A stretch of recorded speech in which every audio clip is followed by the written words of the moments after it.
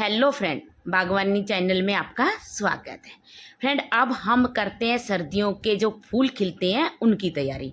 देखिए, सर्दियों में खिलने वाले फूल की तैयारी हम 15 अगस्त से इनके सीड ग्रो करना शुरू कर देते हैं। तो बहुत सारे सीड हम कलेक्ट करके रख लेते हैं जो कि पिछले साल के होते हैं, उन्हीं को हम अगली साल ग्रो कर लेते हैं। तो ऐसे अगर आप अभी तक ये बीज कलेक्ट करके रखना शुरू नहीं किया है तो इस साल से आप ज़रूर कर लीजिए। ये है मेरे बुस्टन डेजी के फूल जो कि मैं आपको स्क्रीन पे दिखा रही हूँ। फ्रेंड, ये जब खिलते हैं तो बहुत अच्छे से इनके कलर, बहुत सारे कलर के आते हैं। तो आप इनको ग्रो कर लीजिए और जब ये खिलते हैं तो इसका पौधा झाड़ी नुमा हो जाता है और ये बहुत सुंदर लगता है। तो इसके बीज कलेक्ट करना बहुत आसान है। एक खिला हुआ सूखा फूल आप लेके उसको रख सकते हैं, अगली साल आप उसी को ही ग्रो कर सकते हैं। और ये हम 15 अगस्त के बाद ही ग्रो करना शुरू कर देते हैं। पूरी सर्दियां फूल खिलते हैं। ये है पिटूनिया। पिटूनिया के प्लांट भी आप बहुत कलर के देखेंगे, बहुत सारे वैरायटी के आते हैं और इनके सीड भी हम 15 अगस्त के बाद ग्रो करना शुरू कर देते हैं। इसकी हैंगिंग बास्केट बहुत अच्छी लगती है और तेज धूप में ये प्लांट आप देख सकते हैं। ये मेरे पिछले साल के प्लांट हैं और आप देखिए इनमें कितने भर भर के बम्पर फ्लावरिंग हो रही है। और मेरे बहुत सारे मैंने सीड इनके उतार के रखे थे। जो फूल सूख जाते हैं उनको हम अक्सर तोड़ देते हैं। अगर आप इनको नहीं तोड़ के हटाएंगे तो ये प्लांट जैसे कमज़ोर हो जाता है। अगर आपको सीड चाहिए तो इनके ये जो फूल होते हैं इनको आप ना हटाएं, धीरे धीरे करके सीड हो जाते हैं और आप इनसे भी इनको ग्रो कर सकते हैं। नहीं तो आप नर्सरी से भी सीड ला सकते हैं और जो हमारे बीज भंडार होते हैं उनसे भी आपको पिटूनिया के ढेर सारे सीड मिल जाएंगे। काफ़ी सारे कलर के होते हैं, बहुत सुंदर इनकी झाड़ी सी होती है और ये भी बहुत प्यारे प्लांटर। इस टाइम इनके सीड लगाना अभी आप तैयार कर लीजिए इनकी पौध और फिर इनको आप हैंगिंग बास्केट या छोटे छोटे पोट में लगा के धूप की साइड में रखेंगे तो ये आपके गार्डन में इतने सुंदर लगेंगे फ्रेंड कि रंग बिरंगे फूल जब हमारे गार्डन में खिलते हैं वो भी सर्दियों में तो बहुत प्यारे लगते हैं। अब बात करते हैं हम ललटाना। ये ललटाना का प्लांट भी आप देखेंगे कि फ्रेंड पूरी साल इसमें तो फूल होते हैं और इसके भी सीड होते हैं। अगर आप के घर में ये लगा है, पहले से आपके पास ये प्लांट है, तो आप इसके सीड भी कलेक्ट करके रख लीजिए। जो फूल सूख जाते हैं वो धीरे धीरे मुरझा जाते हैं और उन्हीं से ही आप सीड कलेक्ट कर सकते हैं। तो ऐसे आप ढेर सारे प्लांट बता रही हूँ और इनको आप कभी भी साल में ग्रो कर सकते हैं, लेकिन ये सर्दियों में ज़्यादा अच्छे से खिलते हैं। इसलिए मैं आपको बता रही कि 15 अगस्त के बाद हम कौन से प्लांट लगाएं ताकि सर्दी भर हमारा गार्डन फूलों से महकता रहे। ये है मोगरा। मोगरा में देखिए सर्दियों में तो फूल नहीं आते हैं, हम इसको काट देते हैं प्लांट को, इसलिए इस प्लांट की आप इस टाइम कटिंग लगा लीजिए।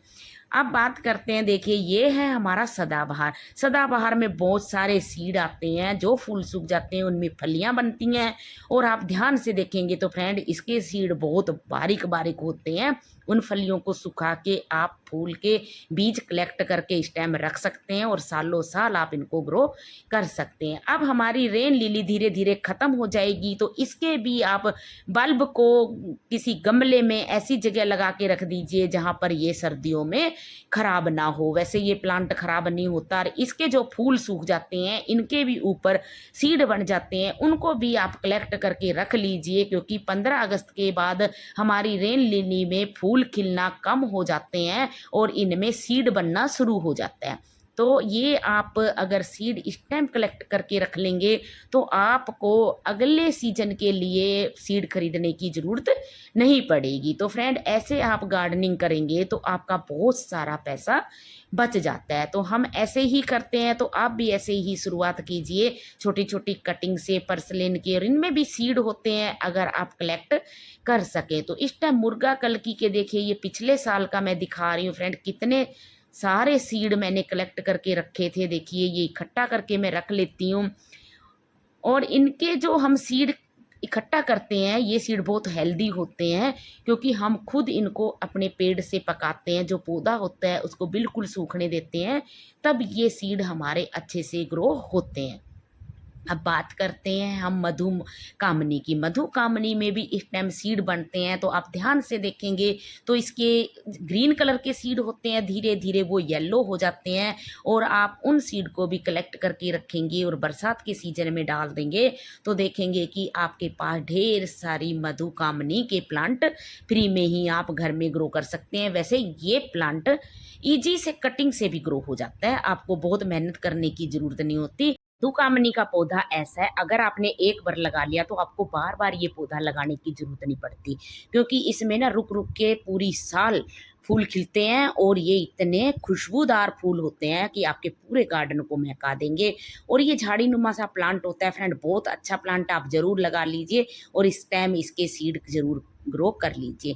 अब बात करते हैं एगजोरा प्लांट की। एगजोरा प्लांट के भी सीड होते हैं, अगर आप ध्यान से देखेंगे तो ये फूल जब मुरझा जाते हैं, सूख जाते हैं, तो इनमें भी सीड होते हैं। वैसे ये प्लांट कटिंग से बहुत इजी लग जाता है, आप एक पौधा नर्सरी से लाके भी इसको ग्रो कर सकते हैं। अगर आपको सीड मिल जाते हैं तो आप सीड से भी इसको ग्रो कर लीजिए। अब बात करते हैं हम, बहुत सारे प्लांट हम कटिंग से ग्रो कर सकते हैं और ये हमें कटिंग फ्री में मिल जाती है, क्योंकि गुड़हल के प्लांट ऐसे हैं जो हमारे आसपास के एरिए में हमें आसानी से कटिंग से ईजिली मिल जाती है इनकी कटिंग। और इनको इस टाइम बरसात के टाइम आप कटिंग से ग्रो कर लीजिए। और इन प्लांट की देखभाल भी कम होती है, चाहे ये हाइब्रिड हो चाहे ये नॉर्मल वाला जो गुड़हल होता है वो हो। इनकी कटिंग एक थिक सी कटिंग लेके आप गड़ा दीजिए और छाया में रखिए।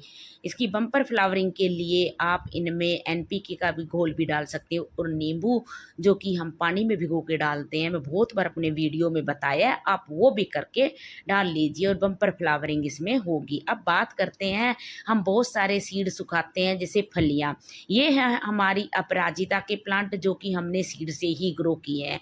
ये फल जो फूल होते हैं ये बहुत हेल्दी, अपने स्वास्थ्य के लिए बहुत ही अच्छे लाभदायक फूल होते हैं, तो इन प्लांट को आप लगाना बिल्कुल ना भूलें। और ये एक फली होती है, जो फूल सूख जाता है तो फली बन जाती है, उस फली को तोड़ के आप सुखा लेंगे, जो कि मैंने वीडियो में पहले दिखाया भी है। तो ऐसे आप ढेर सारे जो सीड होते हैं इस टाइम कलेक्ट भी करके रख सकते हैं और पौधे भी इस टाइम आप बना सकते हैं, क्योंकि ये मौसम बिल्कुल पर्याप्त होता है हमारे पौधे तैयार करने का, जो छोटी छोटी पौध होती हैं उनको तैयार करने का। ये है काफिया का प्लांट, अगर आप फूलों के शौकीन हैं तो इस प्लांट को ज़रूर लगा लीजिए। आप इस प्लांट को हैज के रूप में लगा सकते हैं, बहुत सुंदर इसकी झाड़ी नुमा ये प्लांट होता है और ये हैज में बहुत सुंदर लगता है।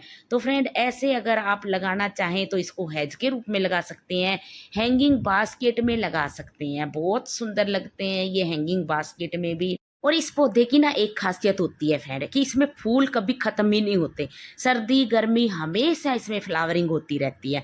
फूल बहुत छोटे होते हैं लेकिन देखने में बहुत ही खूबसूरत होते हैं, तो आप इनको भी इस टाइम लगा लीजिए। और ये है हमारा बढ़ेलिया, बढ़ेलिया के आप सीड लगा लीजिए, कटिंग लगा लीजिए, ये दोनों तरीके से लग जाता है और पूरा जंगल बन जाता है। आप देख सकते हैं फ्रेंड, ये मैं एक कटिंग लेके आई थी और आज ये पूरा फैल गया और एक जंगल का रूप ले लिया है। तो ऐसे आप इसको भी ग्रो कर सकते हैं। मुसंडा प्लांट को आप ग्रो कर लीजिए, ये कटिंग से बहुत ईजी लग जाता है, इस टाइम लगा लीजिए, ताकि क्योंकि इस टाइम ना कटिंग लग जाती है, ये मौसम हमारे प्लांट की कटिंग लगाने के लिए बहुत अच्छा होता है। तो जो 15 अगस्त के बाद हम पौधे लगाते हैं उनकी कटिंग खराब होने के चांस कम होते हैं, इसलिए हम ज़्यादातर पौधे अगस्त और सितंबर में ही ग्रो करते हैं कटिंग से, या फिर आप फरवरी में कर लीजिए। अच्छा, इस टाइम आप जो क्लेंचो, ये क्लेंचो बहुत वैरायटी के आते हैं, डबल पेटल, सिंगल पेटल और हाइब्रिड, ये नॉर्मल वाला, तो आपको जो मिले आप लगा लीजिए। ये छोटी छोटी कटिंग से लग जाता है और सीड से लग जाता है। अब नस्टेरियम की बात करते हैं, देखिए ये नस्टेरियम के प्लांट में ना जैसे फूल खिलेगा एक गोल सा सुंदर सा इसका सीड बन जाता है, और वो सीड आप देखेंगे कि कभी कभी तो यहाँ ज़मीन में गिर गया तो अगली साल ये अपने आप भी ग्रो हो जाता है। नस्टेरियम एंथेरियम के फूल बहुत सुंदर लगते हैं और अलग से ही होते हैं।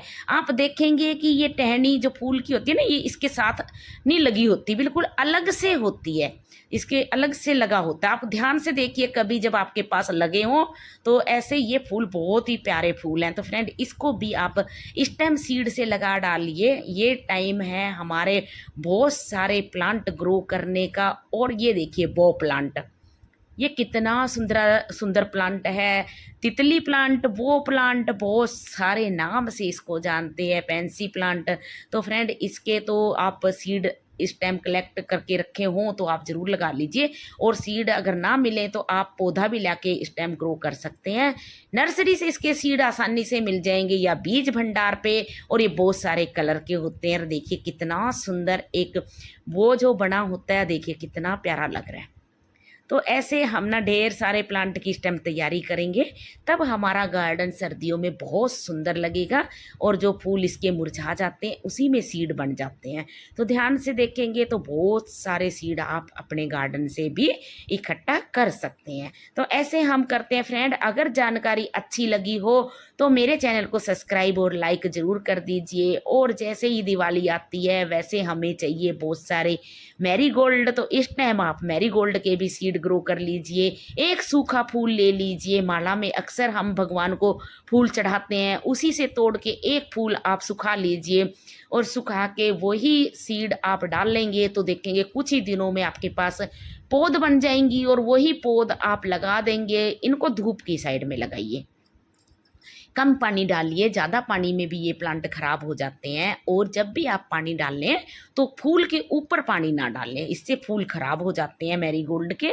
तो ये ध्यान दें। तो फ्रेंड ऐसे ढेर सारे सीड आप इस टाइम लगा लीजिए और दिवाली तक आपके पास फूलों